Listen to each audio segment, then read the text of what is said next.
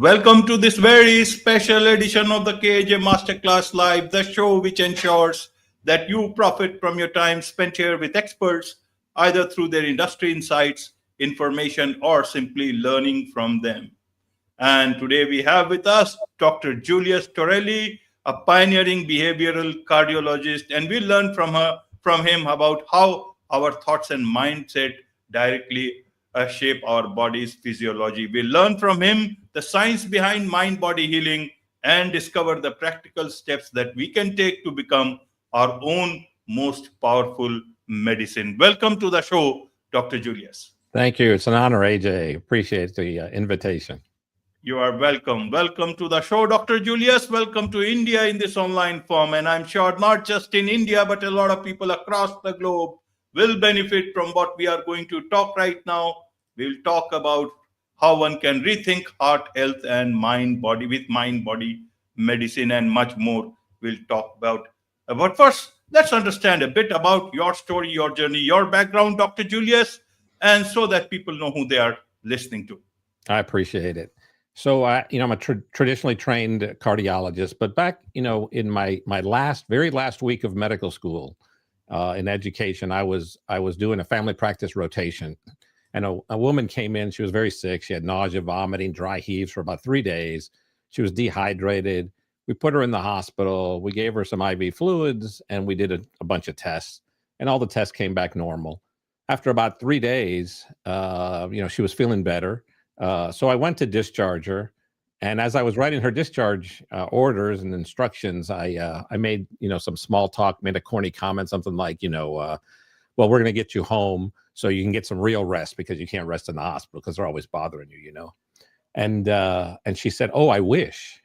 And I said, "You wish? What do you mean you wish?" She says, "I wish I could go home and get some rest." And I said, "Well, why can't you?" She says, "Well, in the last 6 weeks, my husband left me, my dog died, and my house burned down." And in that moment, I had this swirl of thoughts. The first thought was, well, it was intuitively obvious to me why she was now sick. I said, well, that's an overwhelming amount of what I would call emotional distress, what we would call stress in society. But there was an emotional overwhelm.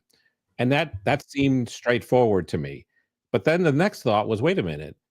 If this is so straightforward, I didn't learn anything about this in medical school. And so is this really even a thing? I said, well, I go read about it in the library. I said, well, I don't even know where to go look in the library to see what is this? And of course, if I don't know what it is, I can't treat it, right? And it was a busy time. I was moving up to Cleveland and I was in Tampa, Florida. And anyway, but that patient stayed with me. And then as I went through my residency training and then my fellowship training, and then out in practice, I saw this type of patient over and over. That is a patient who comes in with significant symptoms, sometimes debilitating symptoms, sometimes disabling symptoms, such as headaches, neck aches, chest pain, belly pain, muscle aches, fatigue. And we do all our tests and we don't find anything. So today we call those medically unexplained symptoms. That is, you have symptoms, you have maybe an illness, but we can't find anything physical. But we intuitively then as a medical establishment know that this is stress related, but we don't do much from a stress standpoint. We just put you on medicine if it's migraine headaches to treat the migraine, prevent the migraine, help you sleep, help with anxiety, but we don't do anything or not much to deal with what I call these non-physical dimensions of health. These dimensions, we concentrate 100% based on the physical because that's where symptoms manifest. But there are other aspects of health, right? Mental health, behavioral health, emotional health, social health, cultural health, spiritual health that we tend to ignore. And so basically in this program, which I call Gratefully Well, it's just, when I did that in my practice, is really just integrate these non-physical dimensions of health into the evaluation and treatment of a patient. So it's not taking anything away from Western medicine. It's basically adding this other dimension. Absolutely, Dr. Julius. So where is the problem? Medicine has, evolved over a period of time, tests, yes. Clinical trials, from mice to humans to everything else. And people have come to, there are pharmaceuticals companies, big companies, small companies, all across the country, generic medicines and all that stuff. So some established system is there. Yes. So where is the problem? Is it that it is not a medicine problem, but it's a mindset problem? Because everywhere we have gone for compartmentalization. In medicine also, there is an eye doctor, there is a nose doctor, there is another doctor. So one doctor will not see anything. They will only see that part. So when physically itself there is so much of compartmentalization, Yes. that for a full human being, there will be 20 different doctors needed. How do you think the mind part will ever come into thought process of such a system? Can we blame the system, medicine system, or is it our own mindset? Everywhere we have combined, even in industries, industrialization, we have become experts and specialists, not generalists, because generalist was coming second. Help us understand from all this point of view, how should a common person understand this dilemma of the medical science itself, or the medical science fraternity itself? I think you hit the nail on the head, AJ. You're exactly right. We have gotten increasingly specialized. So just to give you an example, within cardiology, we think of cardiology as a specialty. However, there are imaging cardiologists, there are non-invasive cardiologists, there are clinical cardiologists, there are interventional cardiologists, invasive cardiologists, structural cardiologists, electrophysiologists. These are all different subspecialties within the cardiology world. Heart failure specialists. So yes, you're exactly right. And I have thought about this a lot, and there's not an easy answer but one of the issues, I think, physicians want to help. There's no question about that, right? And William Osler, who was the sort of considered the father of Western medicine back in the late 1800s, he was at Johns Hopkins, and he made a statement that basically said, we need to, in medicine, follow the scientific principles, right? And he made that comment. And if you make that comment, I think we would all agree. Oh, absolutely. We don't want charlatans out there. We don't want all of this people selling snake oil. You need scientific evidence to show that these treatments are effective. So that made sense. Unfortunately, I think he would have changed the way he said it a little bit if he would have known what has happened, what has transpired because of that statement.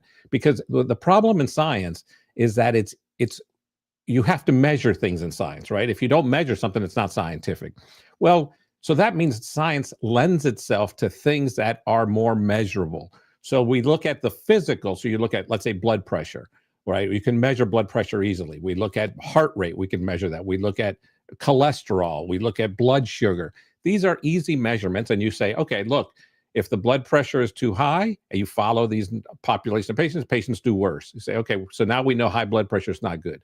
Now we get a medicine and shows that it lowers blood pressure. Now you say you got another study, this lowers blood pressure. Then you do a third study to show when we lower the blood pressure, people do better. And so that's a scientific thing.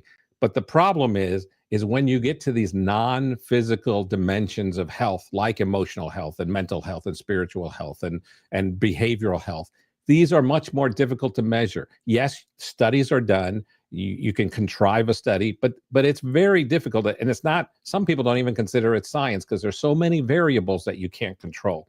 So it makes it very difficult. And so what has happened then in Western medicine is we've concentrated on the physical, and therefore Western medicine has progressed from a physical technology perspective incredibly over the last 100 years, especially over the last 40 or 50 years, right? And so today we can replace an aortic valve or a mitral valve through a needle stick, basically. Like that's unheard of. And so if you have a physical issue, you break a bone, Western medicine works great. If you're having a heart attack, we can go in and open the artery. It works great. If you have belly pain and you have appendicitis, we can cut out your appendix. It works great. The problem is when we don't find anything physical, then we don't know what to do. And in our toolbox that we have to fix things, we open up the toolbox. The first tray is procedures, right? Surgeries and things like that. If you have headaches and you don't have a brain tumor, there's no surgery needed. So you take out that tray. The only thing left in the toolbox to fix things are pharmaceuticals. There is nothing else, right? And so we're left then trying, all these pharmaceuticals. Take irritable bowel syndrome. We all know that there's a emotional component to irritable bowel syndrome, but we don't treat the emotional component. We keep trying all these different medicines. We've made progress with medicines preventing migraines. irritable bowel, a little bit of a different story. But I think that's, we don't need to throw out the baby with the bathwater. There's a lot of great things in Western medicine. However, we need to basically add back what we did in traditional medicines. If you look at in Indian Ayurvedic medicine, if you look at ancient Chinese medicine, you look at shamanic medicine, they didn't have all the technology, right? So they couldn't do anything about, the physical sort of aspects, but they could deal with this non-physical dimension of health, and they were successful because most chronic issues are not physically based. Absolutely. Well explained, Dr. Julius. And let us understand it from the, side of a patient. Now, things have evolved. Earlier, going to a traditional doctor, maximum it was a general physician who would be an expert of the full body. One person, but managing the full body. Yet 20 persons still not being able to manage the full body. So he or she used to look at the person and then prescribe things as per whatever medical science said and whatever something else, because he was good at understanding his patient. Some people call them also the family physician, understood a lot of other things beyond what the complaint was at the immediate level. Then through times, patient were much more in a hurry, and then the problems were also different, and so more and more tests started coming in. Then there was a bit of industrialization also happening, just like it has become a pharma industrial complex and many other complexes developed. From a patient's point of view today, how do they know where the mind will work and where the doctor will work or the medicine will work? Yeah. Unless it's a big case, you have fractured your bone, obviously you will go. But beyond that, how does it work? As a patient, how do I deal with this dilemma? Again, you ask very in-depth questions. You hit the nail on the head again, and that is, first of all, let me just say, yes, I agree with you that what we would call the country doctor back, or the family doctor back going, say 75 years ago. I actually think that those country doctors were actually maybe for chronic illness, more effective than we are today, because they were part of the community. They knew you. Maybe they birthed you, right? They knew that your family. They knew that all of the social sort of issues within your family, right? And so when you came in with migraine headaches, they sort of knew that your husband was, his father was alcoholic and he's alcoholic and, this kind of stuff. And so he would know the stresses you're under. You didn't have to try to explain that to them. Today, in Western society, people have moved all over the place, and you don't have that, unfortunately. And so I think that becomes a big problem. But what has also happened is that we have given the physician or your healthcare provider, whoever that is, virtually 100% of the responsibility for your health and your healthcare are on the provider. So what happens? Let's just stick with the migraine headache, because that's what we're using as examples. You wake up, you're having this headache. Maybe you take some aspirin, some Tylenol, some Advil, whatever it is, and the headache doesn't get better. Maybe it's coming, it's recurrent. Maybe it's worse than ever. So you finally decide, I'm going to go to the doctor. So when you make that appointment to go to the doctor and you see the doctor, you expect two things. You expect him to figure out what's going on, and then you expect him to fix it, right? And so the doctor says, he maybe does an MRI. He says, you don't have a brain tumor. This is the migraine. We're going to put you on this medicine to prevent the migraine, this medicine to treat the migraine if you get one, this medicine, you seem depressed, we're going to put you on this. You seem like you're not sleeping well. That can cause headaches. We're going to give you this for sleep. You seem anxious. We're going to give you this for anxiety. So you leave on 3 or 4 or 5 medicines, none of which treat the underlying disorder, which is this emotional sort of basis. But the problem is again, that you've taken all of the responsibility for your healthcare and put it on the provider, the healthcare provider, the physician. And so I think the very first thing that has to happen is we as a society need to be willing to accept an increasing amount of, not 100%, but an increasing amount of responsibility for our own healthcare. Diabetes is a great example. In the United States, diabetes is absolutely epidemic. I'm talking about type 2 diabetes here. Absolutely epidemic. yes, you do have to be genetically predisposed to have diabetes. That's clear. However, you can modify the expression of those genes based on your lifestyle. And so, yes, you go in. What happens in the US is you go to the doctor. He says, you're diabetic. We're going to put you on these 2 or 3 medicines, whatever it is. And we're going to lower, these will lower your blood sugar. And then he says on your way out, oh, you need to, exercise and lose weight. Okay, like you didn't know that, right? And so, but he doesn't spend time educating you that this is a lifestyle issue and that it's critical that you can, if you can increase your activity and lose weight, you can improve the diabetes and maybe even reverse the diabetes, cure the diabetes by that lifestyle alone. But it's easier just to give you the medicine, and it's easier for you just to take the medicine than to have to make those lifestyle changes. So I think one of the first things that has to happen is people need to take more increasing responsibility for their health. And that is happening, but it's happening outside the healthcare system, right? No one wakes up in the morning and goes, I'm feeling pretty good. I want to stay healthy. I'm going to go to my doctor and find out what I have to do to stay healthy. We don't do that. If we do that, we go outside the healthcare system. We maybe go learn to do yoga or Tai Chi or meditation or, nutrition and what is a proper nutrition, but we do it outside the healthcare system. I think some of that needs to be within the healthcare system itself. But absolutely. A couple of more questions, and then we'll come to the mind part of it. Firstly, to be fair to doctors also, in different situations, you see, in a place like US, where there is, a lot of corporatization of hospitals have happened. So doctors are also, only go by the rule to be safe themselves also. What they prescribe, that is what they say. Beyond that, I don't know how it works, but people will not be, very open to give suggestions because they can be quoted in a different context and things may go wrong. So they just want to stick with the prescription. But in a country like India, where doctors are a bit more friendly, not in all the places, but in several places, you will find that they will be much more open, that keep on taking medicine, but this is the best way to do it. You got to lose weight the same way, but there is a bit of more affinity there. So medicine is there, but medicine only for the time being. There is a way out.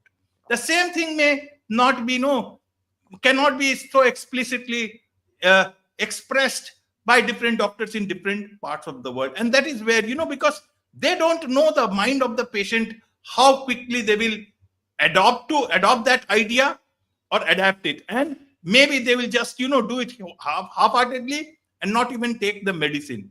So everybody wants to play that safe game. And that is where the mindset part is not. How do you see this doctor's dilemma from that point? Second part is, a lot of corporatization, I said. If I understand, I read it some time back, correct me if I'm wrong, there are less and less number of individual run clinic where doctors would be looking at. If I understand, 70% of these clinics or hospitals, they are more on corporate owned.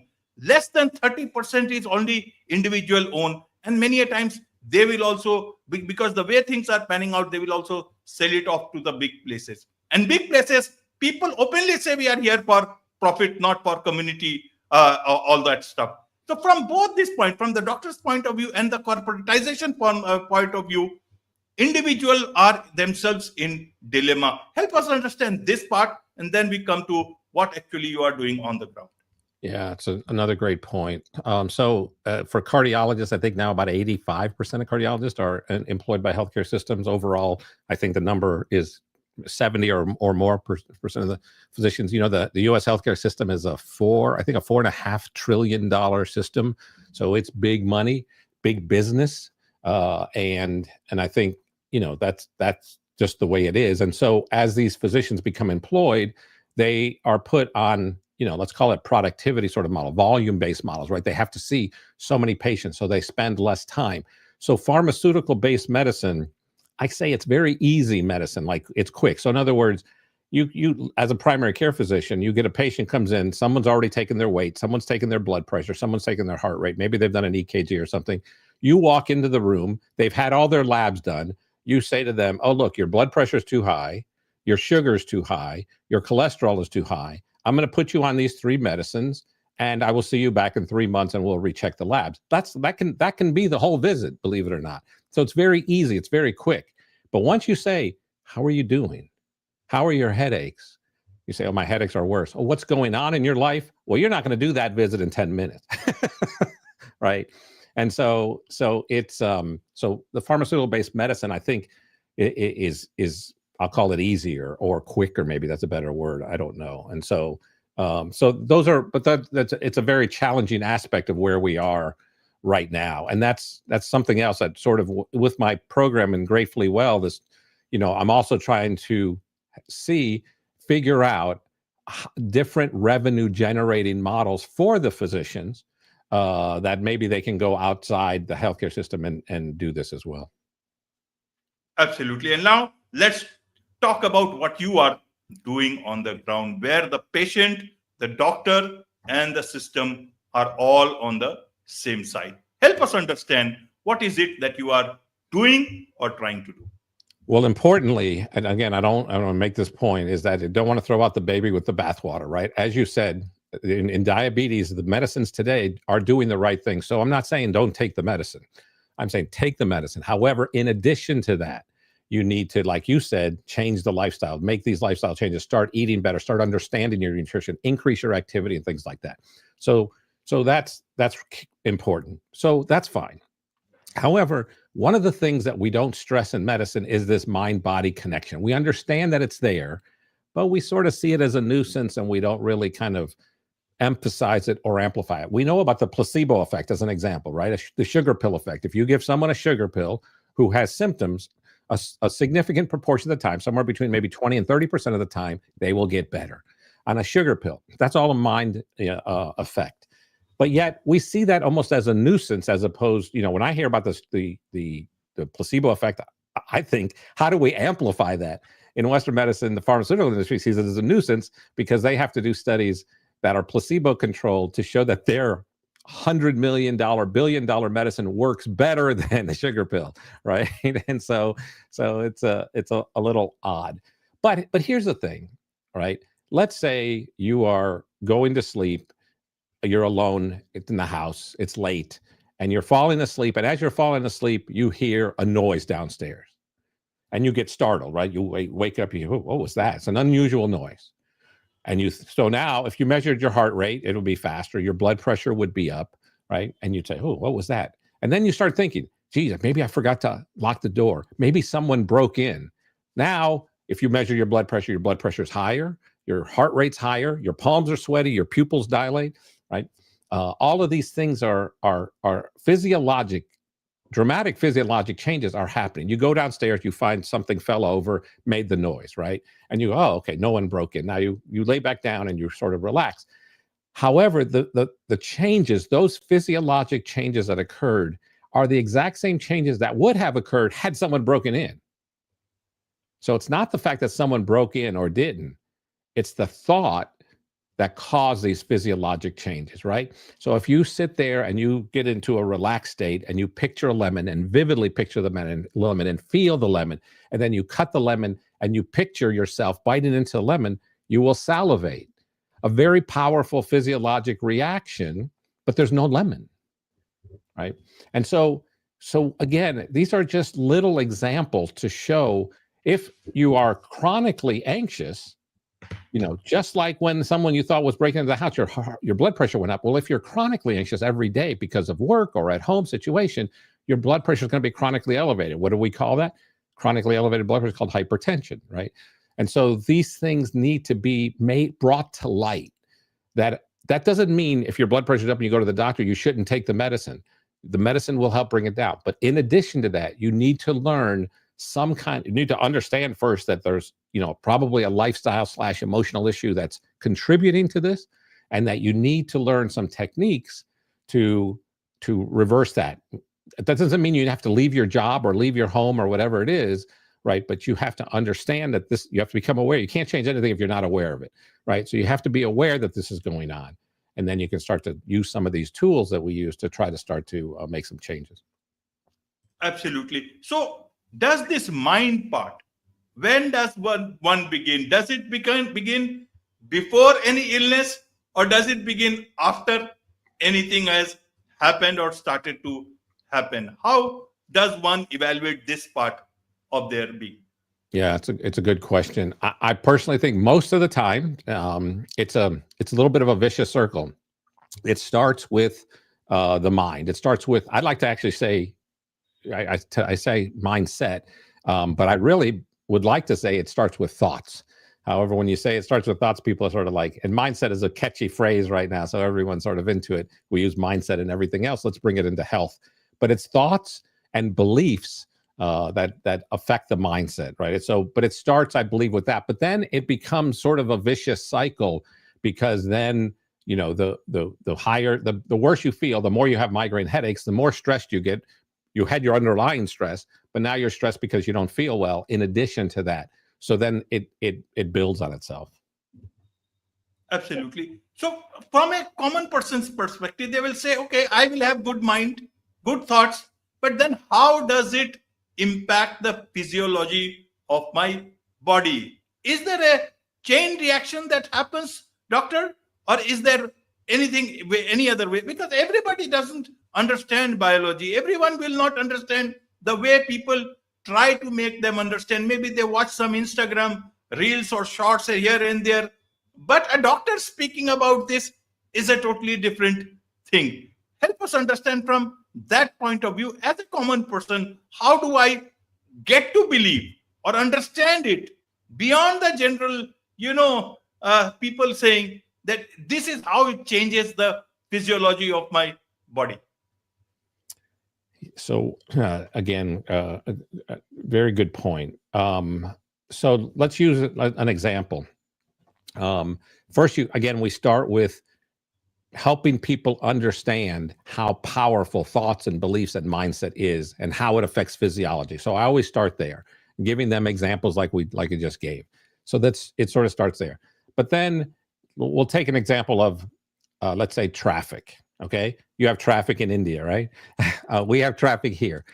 Traffic can be very stressful. Okay, now let's just say you have to get to a meeting and you left late and you come into bumper to bumper traffic that you were not expecting, right? Now, what happens? What can happen? What generally happens? You get upset, right? You're going to be late for your meeting. You start, blaming the traffic, but ultimately, it almost always comes back to you, because now you're mad at yourself, but you're blaming the traffic. You're mad at yourself because you didn't leave earlier, that you should have predicted that there might be traffic. Now you're going to be late. Maybe you're late again, and maybe now your job might be in jeopardy, right? And you're worried because your family's dependent on your income, and so you're beating yourself up, but you're blaming, you're projecting that self-hatred onto the traffic. Okay, but so while you're upset, right, you're cursing, what's happening in your body? Again, because we understand now mindset and how it affects physiology. If you measure your blood pressure's up, if you measure your heart rate, it's up. Again, your palms are sweaty. Believe it or not, your cortisol goes up. That causes your sugar to go up. So bad things are happening in your body. You're blaming the traffic, but the truth is it's all mindset, right? It's your perception of the traffic and your own beliefs about yourself. Let's call it not good enoughness or self-hatred or whatever it is you want, self-esteem issues, self-worth issues, whatever it is, right? It's all sort of centered on you and yourself. Now, so that's going on. That's the bad news. The good news is you can do things right on the fly that actually can change that physiology instantly. So for instance, I use gratitude. I use gratitude as a tool a lot. So while you're sitting in traffic, you first have to say, I can't do anything about the traffic. This is what is, right? If you fight against what is, you will always lose. Okay? And so you say, you have to accept that, become aware, this is what is. That's the first step. The second step, you say, okay, let me find, even in this terrible situation, I know I'm going to be late. I can't change that. But right now, let me find something to be grateful for. So maybe you say, it's 97 degrees outside and my car has air conditioning. Thank God. As soon as you have that thought, believe it or not, we've got studies, there's evidence to show there are physical and mental health benefits of gratitude. I've listed that in my book. I have a book that's available on Amazon called Holistic Health Pathways, and in that book, I outlined the evidence that exists for the physical and mental health benefits of gratitude. And so there's an immediate response. Now you can take it and amplify it. Say, I also, there's, this great podcast that I hear of, a KAJ podcast that I've been wanting to listen to, and I got a radio, and so I'm going to listen to that while I sit here in this traffic, and and I'm going to take a couple of deep breaths because you've learned some mindfulness techniques. We know that just taking in a breath and relaxing and exhaling, breath work, even just that, we intuitively do it, right? When we sigh, that's an intuitive relaxation that elicits a relaxation response, and you can do that intentionally as well, and maybe you do it 3 or 4 times while you're listening to the podcast, right? And all of that will have profound changes in your physiology, right? So that when you get to work, you don't have the headache that you may have had, and you're not going to be as upset as you thought, and you probably won't get fired, as opposed to somehow that energy gets projected out as well, the positive energy. Absolutely. And please, if you can tell us a bit about the relationship between mindset as well as chronic illnesses. Help us understand from that point in view also. Again, very important, right? So we'll just use, because there are these physiologic changes that occur with thoughts, beliefs, and mindset. If you have those chronically, right, they become a problem. So we always use the saber-toothed tiger example, right? If you're being chased by a saber-toothed tiger, you will have a fight or flight response where your blood pressure goes up, your heart rate goes up, you will produce, sugar goes up, so you have more energy to run or fight, whatever it is that you're going to do. That's an sympathetic autonomic nervous system response that is perfectly legitimate, perfectly adaptable. It adapted for a reason, right? The problem is, in our Western society, is that we have this perpetual saber-toothed tiger that is chasing us all the time that we call stress. And so, I don't like the word stress. I like to call emotional sort of issues. So if you are constantly, stressed, you're looking to, take massive action, doing things. You're doing things at work. You're doing things at home. You're overworking, and not resting, not relaxing, not repairing. You're letting your body repair enough, physically and mentally. Then the chronic stimulation of that sympathetic autonomic nervous system will cause these physical changes that then become chronic, that then become illness. You can do simple things to elevate the other side of the autonomic nervous system, called the parasympathetic nervous system and the vagus nerve. You can tone the vagus nerve by doing, now there are instruments to tone the vagus nerve, instruments you can put on your neck or on your chest to stimulate the vagus nerve, to stimulate this parasympathetic calming response. But you can do this on your own. You can do this with oming, chanting. You can do it with humming. You can do it with, meditation. So there are many ways, natural ways, to stimulate the parasympathetic nervous system as well. Absolutely. So what you talked is, if we can look at it from that point of view, neuroscience. Yeah. Will not it all come under neuroscience, related, all these things, mindset and thinking and everything, how it impacts our body? Neuroscience is also part of the medical science. Yes. What is stopping this? Lifting the veil between the two and integrating it much more strongly for the benefit of the patient? Or is it too simplistic? People will not find that interesting enough. From that point of view, if we want to look at it. It is interesting. And there are a lot of people that you can read about today, books, internet, whatever, talking about neuroscience, the neurochemistry of emotion, of thoughts and things like that. So, and we understand that with fMRI, functional MRI, we can see the changes, with meditation or with stress and the changes that go on in the brain. So we have a much better understanding of that today than we had, let's say, even 10 years ago, but certainly 100 years ago. But it's a very complex system. All of these different parts of the brain, this on the unconscious sort of, the subconscious part of the brain, all of this stuff is better understood today, but it's very complex. And the truth is that we know these techniques. Many of them are ancient techniques from thousands of years ago, like meditation as an example, or chanting, right? Like again, stimulates the parasympathetic nervous system. We've known that since I don't know how, millennia, and so we don't trying to understand the neuroscience. It's interesting for me. It's interesting, but it's very complex, and you don't need to understand it in depth, other than to know, right, that there is a neurobiological effect from thoughts, beliefs, and mindset. Absolutely. So let's look at it at the present times. If someone is on any medicine, how should they get started from medicine to mindset? And someone who is on mindset, thinking everything will be all right, and not going to take the medicines or to the doctor, how does he or she know that it is time for mindset to end and medicine to begin? How do I look at both things? So I don't think of one or here, but sometimes it's in more of an and, right? So for instance, let's say stick with migraine headaches as an example, right? We have pretty effective medicines to treat migraines. If you tell someone who comes in with migraines, hey, we're gonna forget the medicines. Medicines are no good. Big pharma's evil, whatever.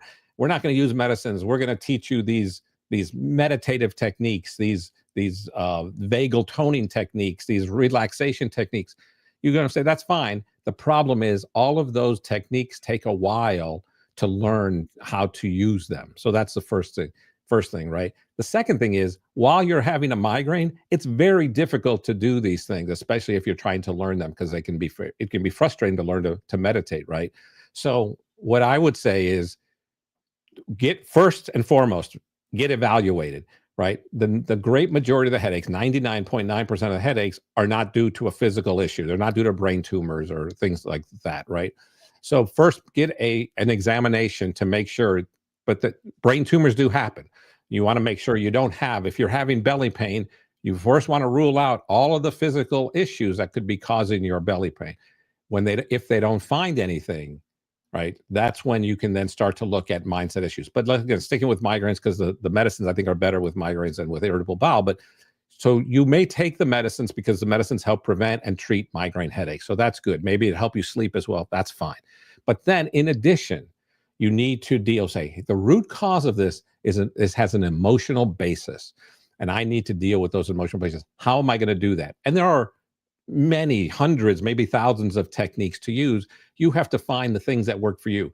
Like if, for instance, meditation is effective. Well, if you have trouble sitting still, maybe meditation is going to be difficult. You could do walking meditation, but maybe you could do a more motion kind of meditation like Tai Chi or Qigong or some, martial arts, which again are meditative things where you don't have to sit.